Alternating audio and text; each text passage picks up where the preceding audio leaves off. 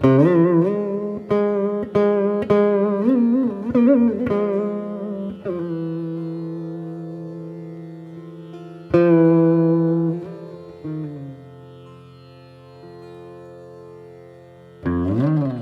I remember Guru is so merciful that not only does he take you for himself, the idea is that he takes you up out of your material environment and family and gives you a spiritual family.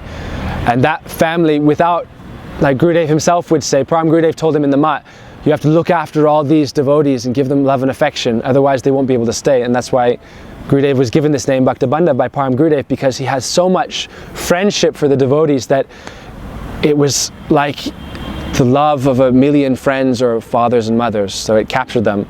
And that's the only way you can really give up your own lower circumstances for a higher taste. So Gurudev would give us like this spiritual family, and that's really what he brought us out of the West. And you know, we never feel like as a brahmachari that, oh, we're alone here. Actually, we feel such a bond of friendship through, you know, the Vaishnavas and our God brothers and God sisters, that really this is our spiritual family, and together we're serving Krishna. But still there's like that sweet kind of relationship, as in a family there's always some different, you know, this person wants it this way, this person wants it that way. But I remember asking Gurudev if I could stay, you know, under the guidance of Prabhuji in Mathura, and he said yes, you should stay. You know, he was very like supportive. And I remember also like in Jagannath Puri once, you know, Prabhuji had arranged this Jai Shri Damodar Gaudiya Mat, and Gurudev was staying there, and Prabhuji went to massage. And I remember going in the room, you know, and I was always kind of afraid because I was in awe and reverence, because I was thinking, wow, who is Gurudev? You know, how can I approach Gurudev? I never had a very informal. I remember when I was very young, Gurudev would be very sweet and put his arm, you know, walking out of the pavilion in Badger, you know, he'd put his arm around your shoulder and walk, and you just feel like the most special thing in the world, you know. But then when I grew up and actually was in the mat, I was a bit more shy of Gurudev, because sometimes I would go, and especially one time I remember in Puri, you know, I went and I was massaging Gurudev's feet, and he looked and he said, oh, you want to stay with Prabhuji? And I said yes, and he said, oh, very good, you know. And I remember just sometimes, actually I guess what's important, because I've said kind of why I've kind of come to live and given up my own ideas when I was young of what I want to do with my life, and given it up to Gurudev's idea. And then after that kind of I've again given up my independence to an extent and tried to serve the Vaishnavas, serve Gurudev under guidance of the Vaishnavas, because I know I don't have that depth of understanding of Gurudev to have a personal like relation. I don't understand, I'm not Atmasat with Gurudev, that I know exactly what he wants. So if I'm under the guidance of someone who is Atmasat, then he can tell me what Gurudev wants. And staying with Prabhuji, so many people would say, oh, why are you just being lazy in the mat, you know, you should go out and preach, go out and just do this, do that, travel with this sannyasi, travel with that sannyasi. And it was with so many of us. And you know, some years I would go on Bengal Prachar and things like that. But Vaishnavas would tell, you know, if you really want to please Gurudev, you have to become strong in bhakti. You really have to become fixed in your conviction and your sadhana.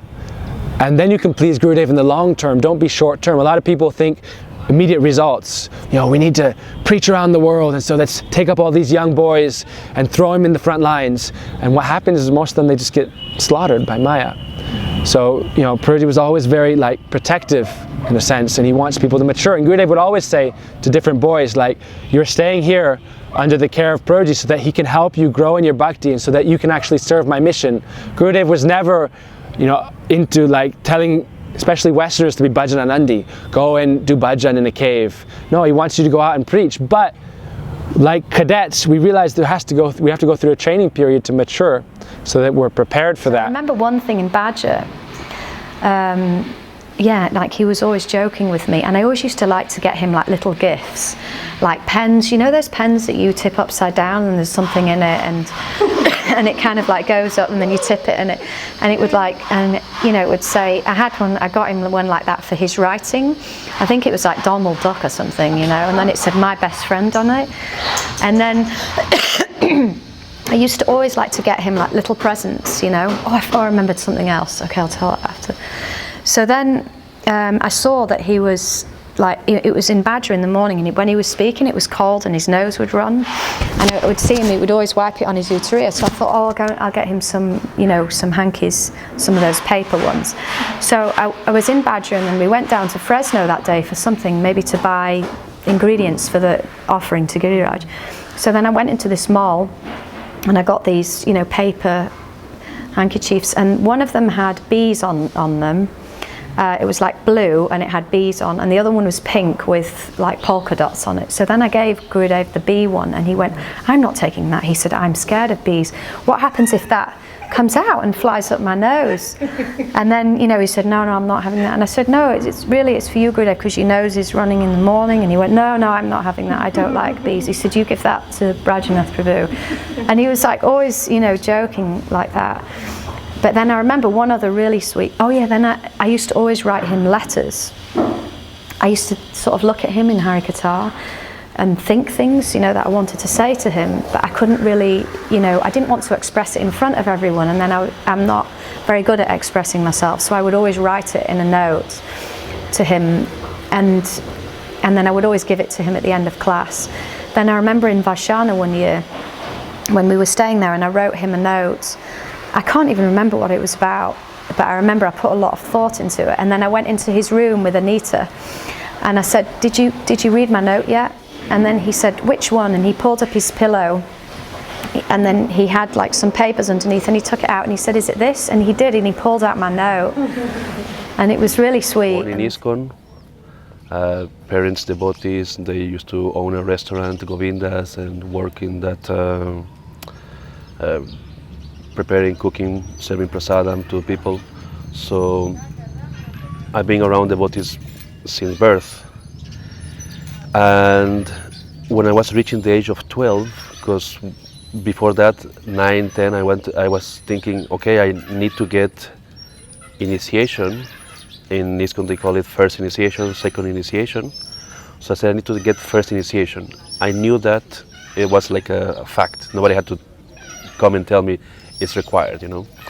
So at age 9, I did the first Bhakti Shastri study. You have to learn the slokas and read all these things. You have to do some essays, tests and whatnot to see that you are ready for initiation. So I did it first year, and when it was time to choose Guru, you know, they will always send different GVCs to travel around and give Harinam to all the people that passed the test. So on my first year, I didn't choose anybody, so I did the same course again the next year, 10 years old, and it was time for initiations. Again, another group of gurus, they move around, they traveled, and they were giving Harinam. Again, I didn't choose any guru. Third year, I'm again doing the same course, and people are starting to say, like, you're gonna become like a Nitya Bhakta forever without, you know, initiation.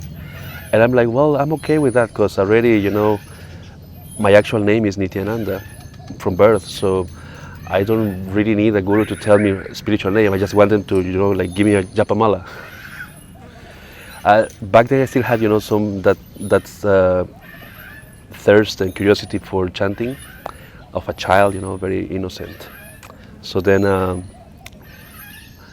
when I was 12 years old, then Ramesh, he arranged a festival for Gurudev in Costa Rica. At the time I was living in Costa Rica.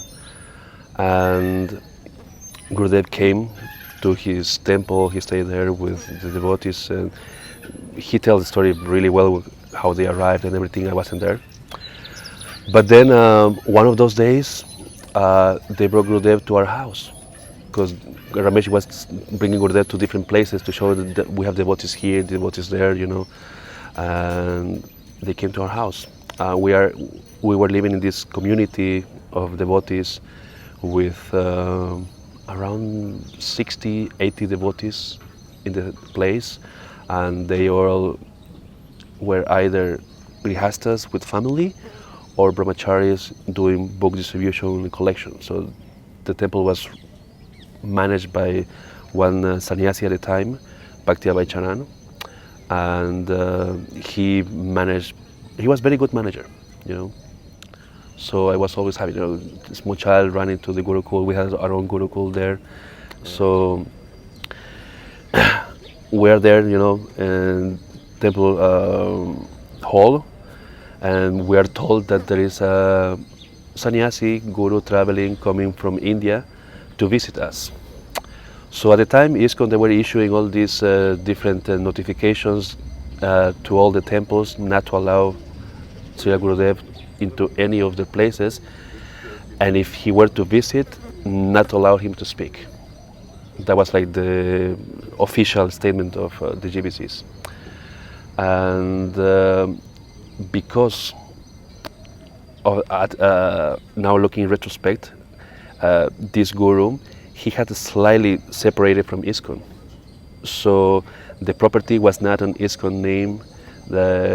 He was not asking authorization from the GBCs to initiate or anything like that.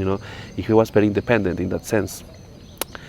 And so when Ramesh called him and said, Narayan Maharaj is here, you want him to visit, he obviously agreed. And we had Gurudev there, big kirtan party, waiting for him, and garlands and everything.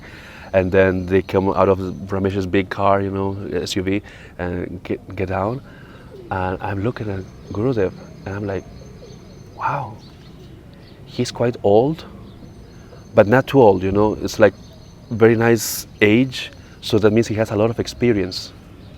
But still, he can live a long time. So I was like, that's interesting. Usually GBC's gurus, I see them either they look too young or way too old, and they're, you're afraid that they may die at any moment. So if you want to get a guru, you say like, okay, what if I get this guru and then they die soon, and what am I going to do? I was just, child, you have to think about these things, because it's like your parents. What if my father died? What if my mother died? That fear is there, So I saw him and I was like, wow, that's a nice age. And he looks like, he had like this aura around him, huge, expanding like in all directions.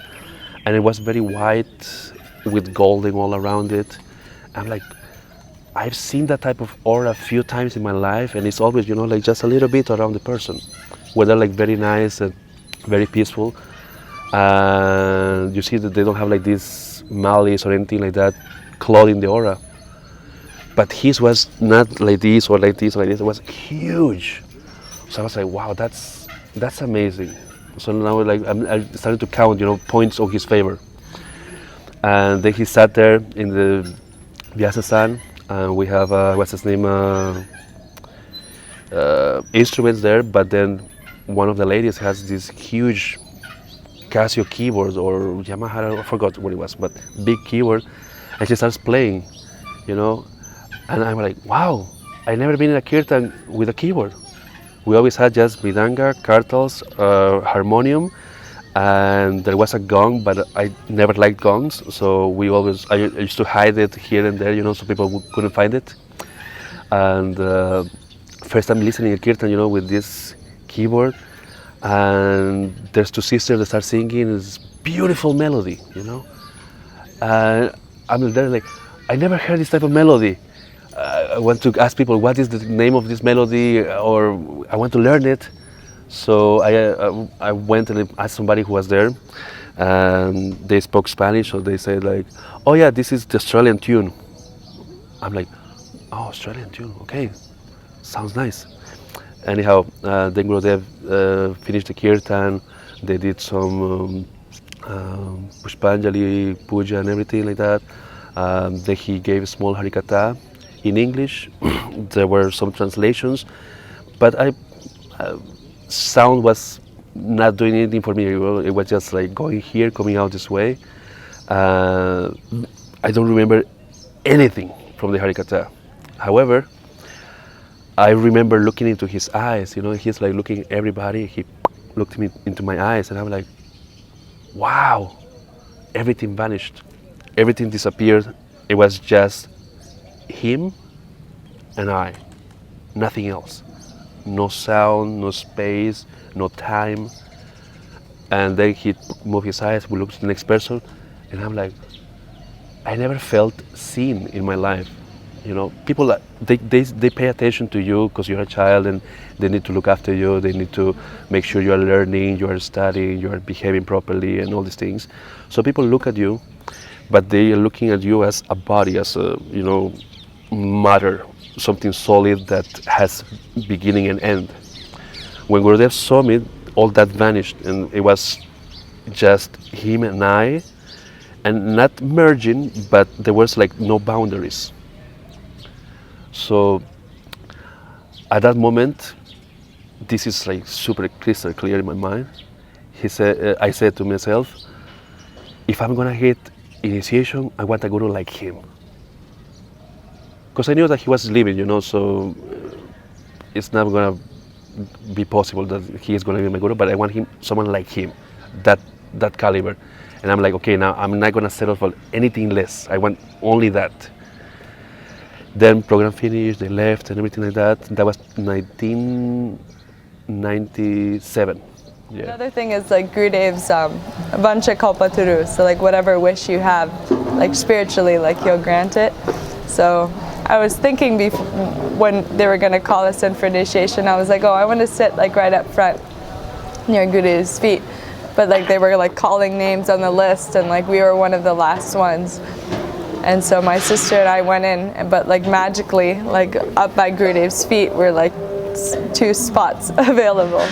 So like we went and sat like right in front of Gurudev's feet, like on his like rocking chair, like there in Badger, and then he like explained all the mantras. But yeah, it was really special. It was funny, during Harinam I was like up in the front, but then like during Diksha I was like way in the back. like all these Bengalis were like in front of me. But Gurudev's so powerful that like wherever you are, like when he was giving like Harikatha in a room, like wherever you are, he's like, I'm connecting to you, like you're mine.